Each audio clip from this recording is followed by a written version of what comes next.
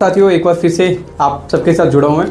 साथियों आज का जो हमारा टॉपिक रहेगा, बहुत सारे लोगों की क्वेरीज आ रही है कि हमें टर्म प्लान क्यों लेना चाहिए, mutual fund is the best option for us.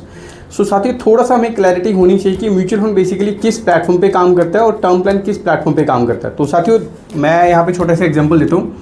Basically हम यहाँ पे दो लेवल पे काम करते हैं, एक तो रिस्क मैनेजमेंट के ऊपर काम करते हैं बेसिकली, दूसरा एक क्लाइंट की वेल्थ मैनेजमेंट के ऊपर काम करते हैं। ये एक छोटा सा सिनेरियो निकल के आता है बेसिकली इसके अंदर। एक छोटी सी मैं स्टोरी आपके साथ शेयर करना चाहता हूँ।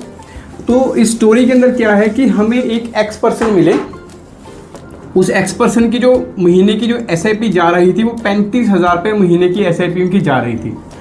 और वो क्लाइंट ये प्लान कर रहे थे कि 35,000 रुपये मंथली एसआईपी के माध्यम से अगले 12 साल के अंदर वो लगभग 1.5 करोड़ रुपए का एक अपना कॉर्पस इकट्ठा करना चाहते थे बेसिकली।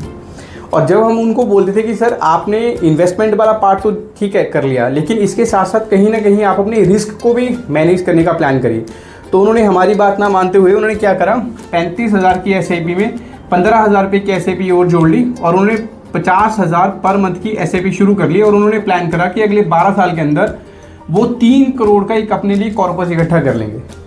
ठीक है। और कुछ टाइम के बाद हुआ क्या, ये लाइव हिमाचल का ही हमारा एग्जांपल है। कुछ समय के बाद हुआ क्या, इस व्यक्ति के साथ मिस हैपनिंग हो गई। एक्स व्यक्ति के साथ जब एक्स व्यक्ति के साथ मिस हैपनिंग हुई तो उसका इम्पैक्ट क्या निकल गया है, उनकी ये जो 35 प्लस 15 50,000 पर मंथ की एसआईपी जा रही थी वो सारी बंद हो गई। उनकी जो 1.5 करोड़ या 3 करोड़ की प्लानिंग थी इस पर भी इम्पैक्ट निकल के आया।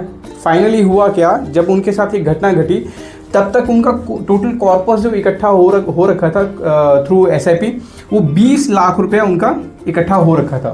ठीक है जी। और छोटी मोटी आज के समय में हर किसी फैमिली में थोड़ा सा रहता है, वो अपने लिए इंश्योरेंस लेकर के रखी होती है उन्होंने। तो इंश्योरेंस का भी जो क्लेम उनकी फैमिली को गया वो 15 लाख रुपए के आसपास क्लेम गया। कुल मिलाकर के 35 लाख रुपया उनकी फैमिली में गया। अब देखो दोस्तों, चाहे कोई बिजनेसमैन है चाहे जॉब में है, कहीं ना कहीं हर व्यक्ति का ना कुछ ईएमआई या अदर एक्सपेंसेस तो बने रहते हैं बेसिकली। वो सारी कैलकुलेशंस करने के बाद उनके पास जो लाइबिलिटी थी वो 42 लाख रुपीज़ की लाइबिलिटी थी। तो 42 लाख रुपीज़ की लाइबिलिटी का मतलब क्या हुआ, उनके पास टोटल 35 लाख आया, परिवार को 35 लाख रुपये देने के बाद 42 लाख रुपया की टोटल लाइबिलिटी थी। तो 7 लाख रुपए का फैमिली के लिए एक लाइबिलिटी छोड़ के चले गए। क्लियर है।